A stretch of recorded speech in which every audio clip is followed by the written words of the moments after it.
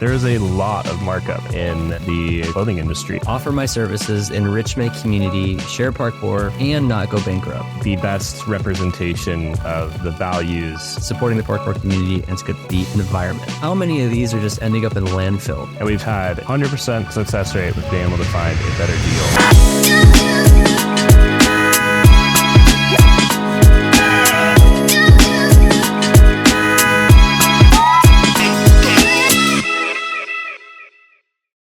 And welcome back, parkour business owners. It's me, Jimmy Davidson from Motion Mentors. And on today's call, we have one of our newest brand partners, Tyler Trueblood and Hops Co. Apparel. Tyler, welcome to the call.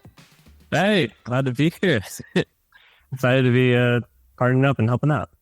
Yeah, absolutely. Me and Tyler have been friends, personal friends for a while. So it feels kind of funny to interview you on the podcast.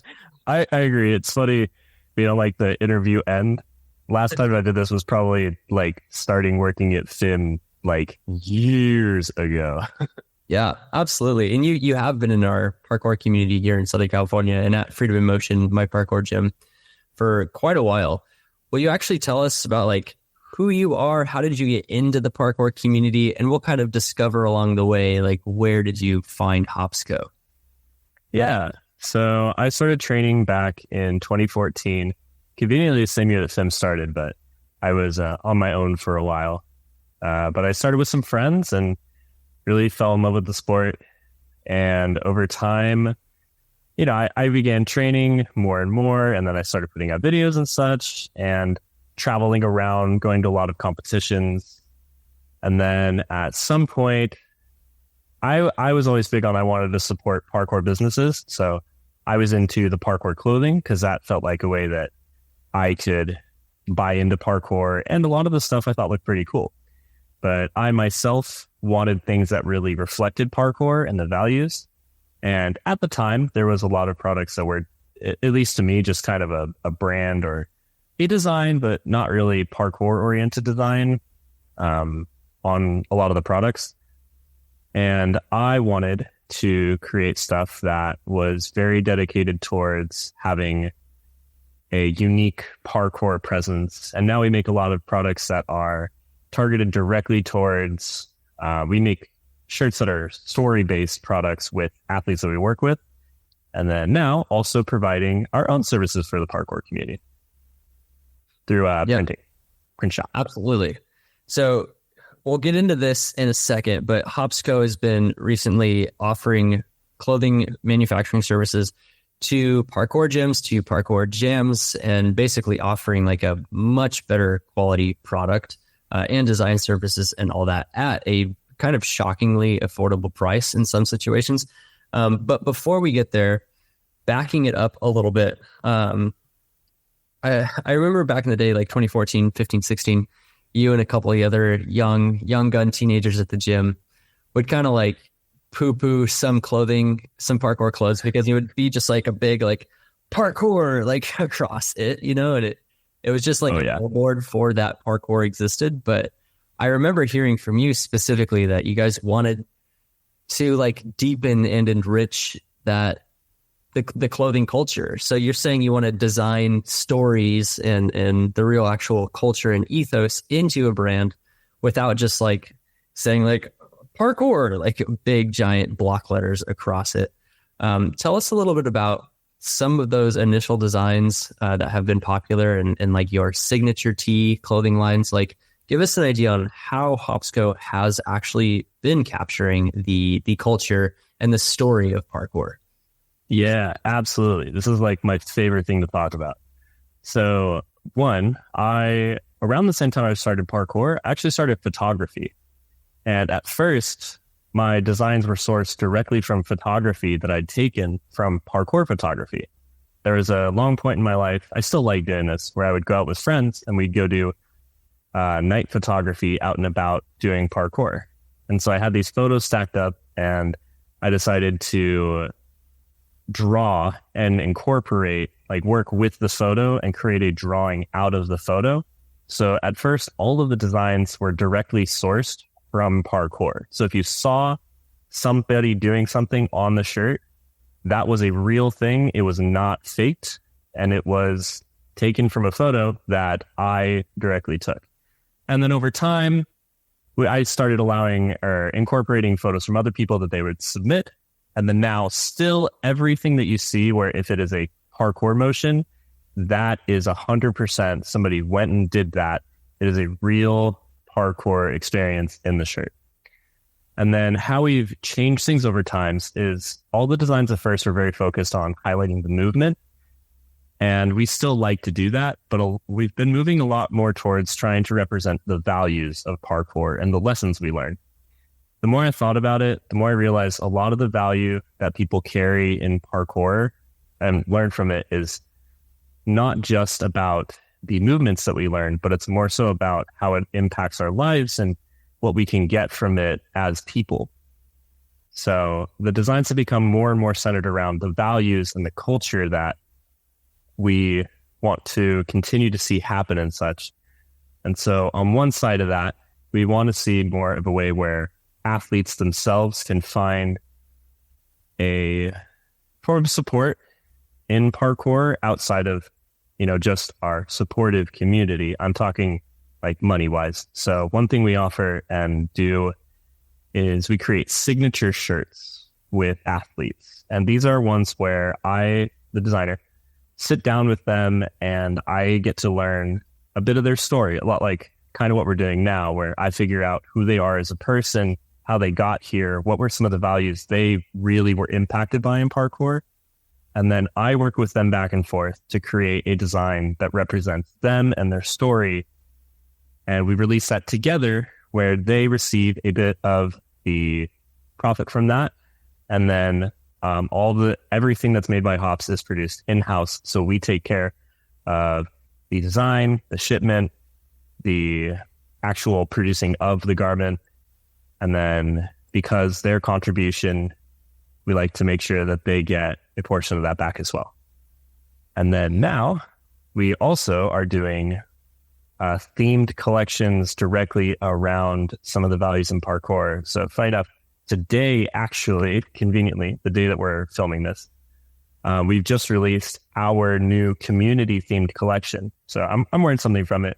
This part doesn't show the community aspect of it, but our designs now, when we're designing our own core collections, not the signature pieces, are very centered around how can we bring the values that we find in our training or that we think of to be expressed through an image of sorts, we're printing it, and in a way that, one, entices people to look at it, two, gets people to actually pay attention to it and read what's going on, find it enticing, and then three, leave them feeling a little bit more inspired to lean into those values that we've found really helpful and uplifting for our lives.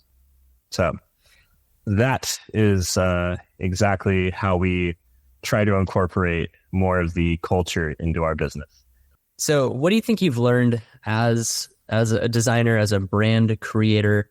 What do you think you've learned in creating a brand and in like having a brand identity? Like, how do you build it? But then also, what's the impact on how you show up in the community? Like people either making purchases or how they talk about you or where you occupy, you as a company, how you occupy the overall parkour landscape.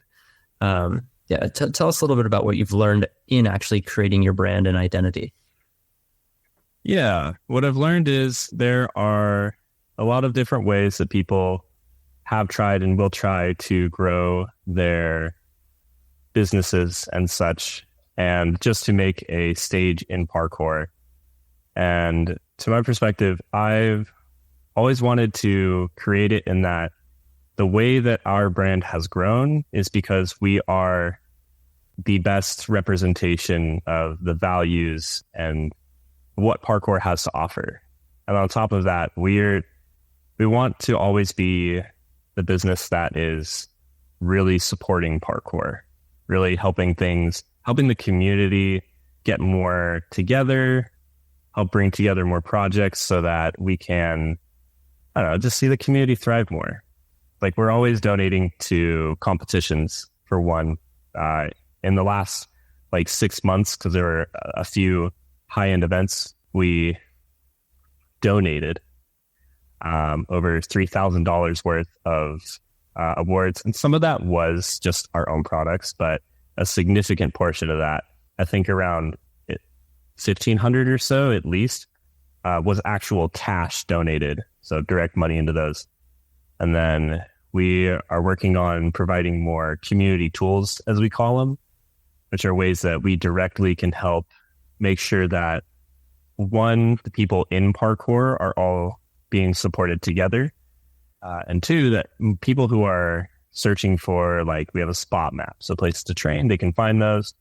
Or like beginners, we have a terminology library where someone could go in, read it, and figure out what all the weird words we say mean and such. So the goal is like to be the business that's bringing parkour together, you know? Yeah. Okay. So for these community tools, the spot map, the library, where would people go to actually find and interact with those? Yeah, we host them on our website. So you just go to hops-shop.com, and on there in the top header, there's a whole tab just for community tools, and right there you can find them. Very cool. Yeah. Yeah. And you don't see a lot of other brands putting in a lot of time and effort into things that are free for the community and like don't have a call to action, don't have like a buy now, pay here button at all. You know, so it's really cool to see you guys putting out that effort, and you know that it's going to have like a karmic boomerang effect. You know, it's going to come back around to people seeing your brand as, here's the evidence for that. We're trying to put the community first, and here's the evidence for that. Our clothing is designed with the story of parkour in mind. So I like seeing that from you guys. That's very cool. Pivoting a bit to what Hopsco is offering back into businesses. So offering to gyms or organizations or into jams. I want to kick this off with a story that really had me land on that I needed to figure out something else for my own clothing. So for my parkour gyms for a while, we were just printing our design on like the literal cheapest thing that would work. You know, we would go to like nameoffasttshirts.com and just like order just like the cheapest t-shirt possible. And so it would come, it would be printed, it would be fine, and it would work. But I have a 9-year-old daughter. Her name's Kaya. And when she came to my gym, I totally gave her like a couple of pieces of free clothing, and she was stoked about it and she loved it. But then by the time we got home, and there was this one day where she was getting ready for school, and I pulled out our old like cardboardy shirt, and I was like, "You want to wear this to school?" And she said, "No." I was like, "Wait, you don't want to wear your parkour shirt to school?" She's like, "No, it's too itchy." And then she wore some like god awful like unicorn sequence thing, but then the fabric was soft and it didn't like trigger her like little kid feeling sensitivities, you know. And I was like, oh my gosh, my own kid doesn't want to wear my cardboardy shirt. And so I tried it on, and then I went and I got my adult size version of it, which frankly I hadn't worn in a while either. And I tried it on, and it has that like those little pinchies, like you could feel your hair getting stuck in between it, and it's like grinding across your shoulders as you move. And in that moment, I was like, oh, if I don't like this, if my kid won't wear it to school, then like how many of these are just ending up in landfill? If I'm giving these away to each new member because I want them to wear them to school, and it says, you know, our parkour gym on the back, and I want it to spark word of mouth, that's not happening if the kids don't want to wear the shirt. And I didn't realize that until my own daughter was like, no. And so after that, Tyler, you had just started Hopsco not too long after. And I approached you. You showed me the type of shirt you have. It was way, way better than the type of shirt I had. The shirt that you had was like something that I would go to like the nice high-end adult clothing store and like pick up like a heavy, soft t-shirt and be like, oh yeah, you know, like something that I'd want to put on. And so you showed me that, and I was like, okay, well, this is going to be $50 a shirt for me to print on, so that's impossible. But Tyler, tell us a little bit about the reality of what you can offer for parkour gyms. Yeah, so we're just a little different in that, one, as a as a clothing business owner that I've now been in the industry for some years now, I've established some connections with clothing manufacturers, and it's not true that all of them have the nice stuff for a really high price. Some, that is true. But through a lot of time and experience and searching, we've found some wonderful manufacturers that thankfully are able to offer those wonderful things at a lower price. And I have looked through the ethics of them, and I've made sure they are ethically sourced. Turns out there is a lot of markup in the clothing industry as far as garments go. And I've seen the impact of people wearing parkour itchy clothes and then, just not wanting to wear them because who wants to wear an itchy shirt that like hurts or doesn't hurt, but it's uncomfortable. So what we found is that I've got some contacts, some ways of getting some very nice, high quality garments. And instead of what a lot of businesses do, marking them up significantly so that they can make a huge profit on them. For parkour businesses, we are keeping those rates lower at a more affordable cost because, as we all know, the parkour industry is still a growing industry. And as much as we would love for us all to have the significant funds to be able to pay for expensive things like that, we just kind of can't right now. Or, maybe we can, but still, it's nice to be able to offer something it's nice to be able to get good stuff for not what feels like a ridiculous price in this day and age. So we also do all of our printing in-house, which makes a lot of that. We offer it at a discounted price. Our current prices, we're figuring it out. We're not sure if they're going to be able to stay sustainable at what they are now, but I am very driven to keep those prices at an affordable rate for parkour businesses. So, yeah. Yeah, love to hear it. Because at the end of the day, a parkour business has a giant math equation to solve for. It's, can I offer my services, enrich my community, share parkour, and not go bankrupt? And so if you're a parkour gym and you haven't already been working with motion mentors, so let's say you're kind of teetering on the brink of extinction, which my gym sure has been at times. When my office team tells me, hey, Jimmy, we're out of t-shirts, we need to make another $2,000 order of t-shirts. I remember when, for me, I was like, oh my God, can we even afford t-shirts right now? And so knowing that, if I turn around to Tyler, or if I go to, the cheapest t-shirtspossible.com, that I don't have to, as a gym owner, make this massive sacrifice in the quality of the clothing and the environmental impact, footprint of the clothing. Because with you, I've noticed that the price that we're paying for a hugely better t-shirt and a better print, frankly, and also you give us these the neck piece in the back you print, which is tight. So all of our shirts say freedom of motion and have our logo on the neck back piece, which is pretty cool. When I compared that to cheapestcardboardtshirts.com, it was pretty easy to just be yeah, this financially makes sense to go to Tyler. And since then, I actually have been seeing more kids wearing their shirts to the gym, more kids wearing their shirts out and about.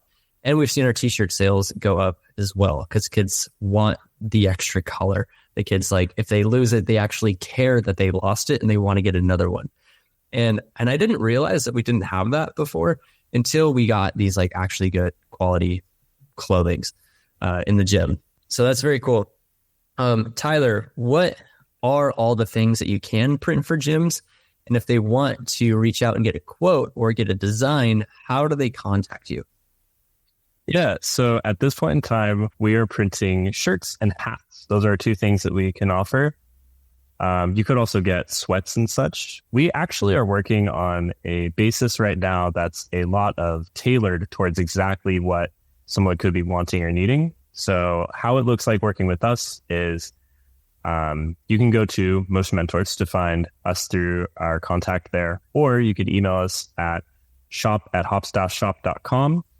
And through that, I am the one who will be doing this, but I will sit down and figure out exactly what we can make work for you in your budget and be able to find out or just be able to make some things happen. So get the products that you want and hopefully be able to find a pretty solid rate for that.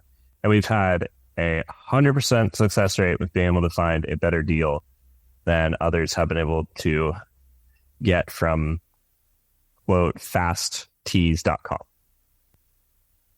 Okay, so that was shop at shop-hops.com. Close.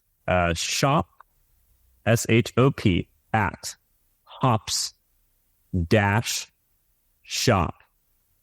Okay.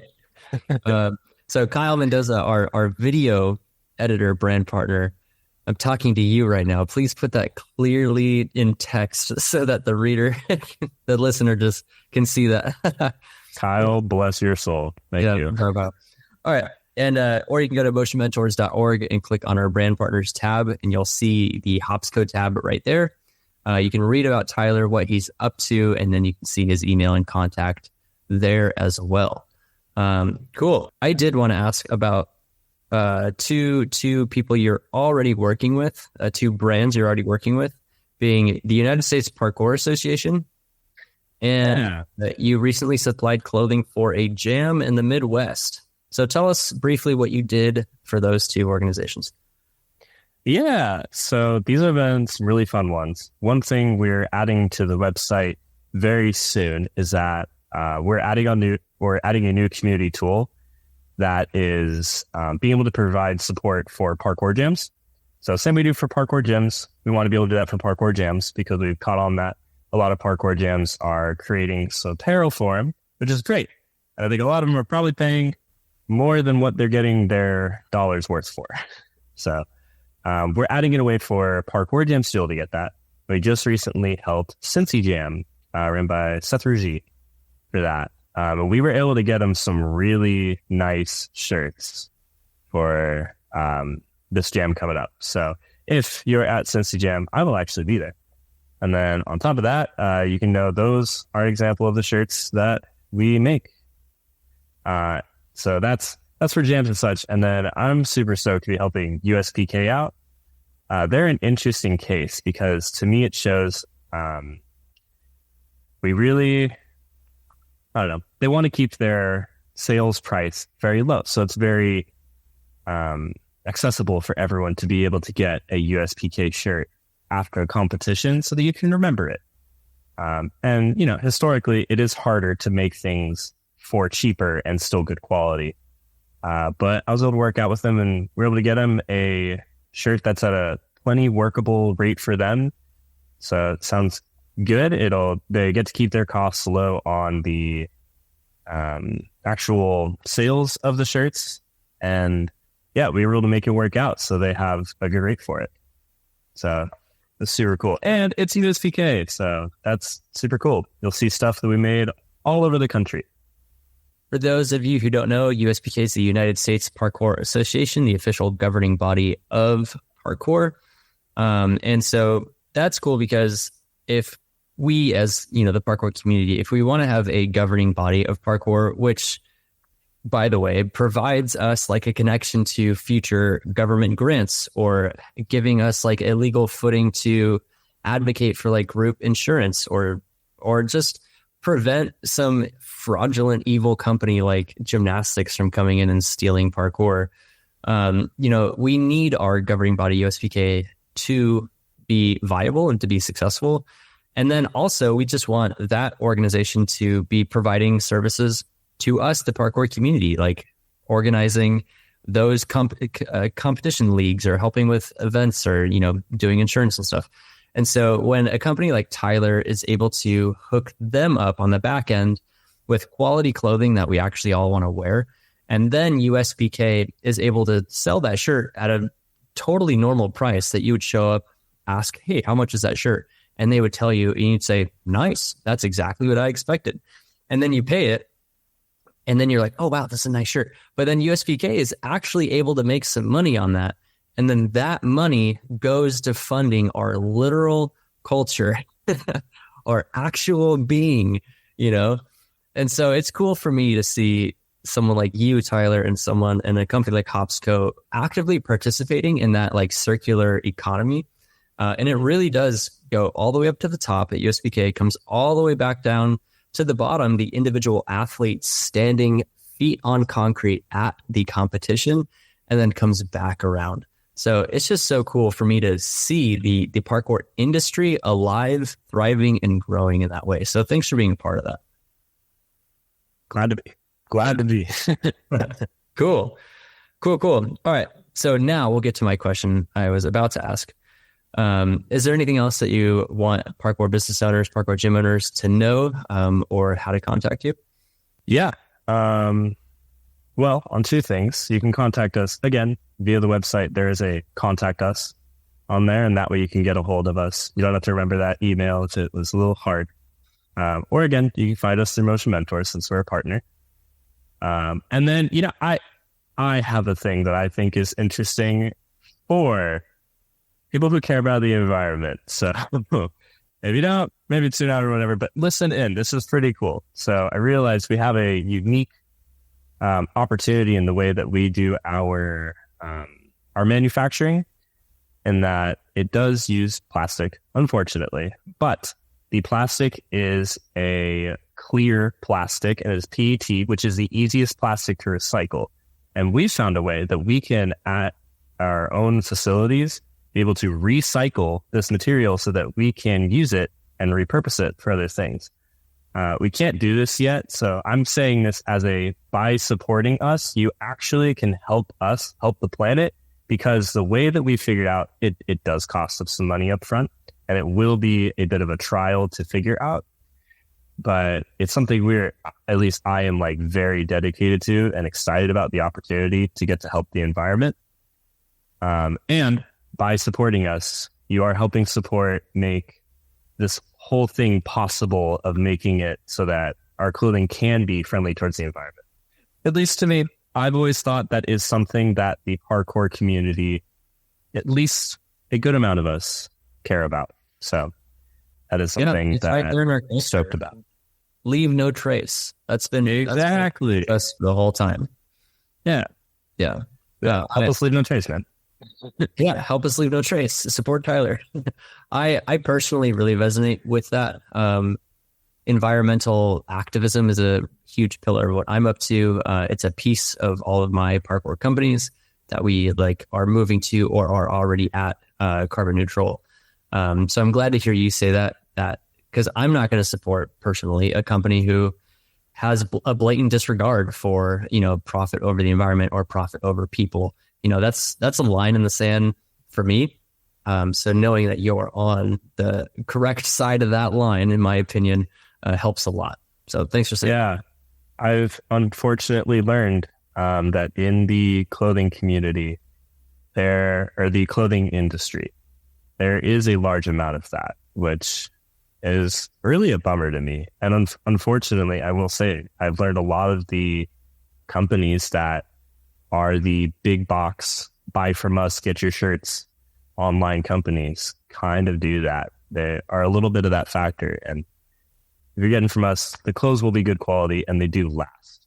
I guess one thing I didn't mention is that we use a printing method that is made to actually last for parkour. So if you buy this stuff, it's meant to be able to be trained with. It doesn't break down in just a couple weeks, It lasts a good while. After a few washes, my logo is not disintegrating and there's new gaps and folds in it. Yeah, no, it lasts. Thank God. Yeah. All right, Tyler. So parkour business owners, if you produce clothing, if you have clients who you expect to wear your clothing around town, in my opinion, especially if you work with kids, oh my gosh, they don't want to wear cardboard. They don't want to wear itch. They don't want to wear, ink that is just breaking off and peeling out 3 washes in. So I think it's worth it for you, worth it for your brand to associate the quality Tyler has, associate that with the quality that is your clothing, that the parents, that the clients will associate to your brand. You might see a savings, you might see even a revenue jump, and you'll certainly have a lot more pride in the clothing that you have knowing that it's good for your clients, supporting the parkour community, and it's good for the environment. So Tyler, thanks for joining us. If you are interested in that, everybody go find Tyler at shothops. Whatever Kyle, put it up again right here. All right, cool. Tyler, thank you for your time. Appreciate it, brother. Thanks, Jimmy. See you around.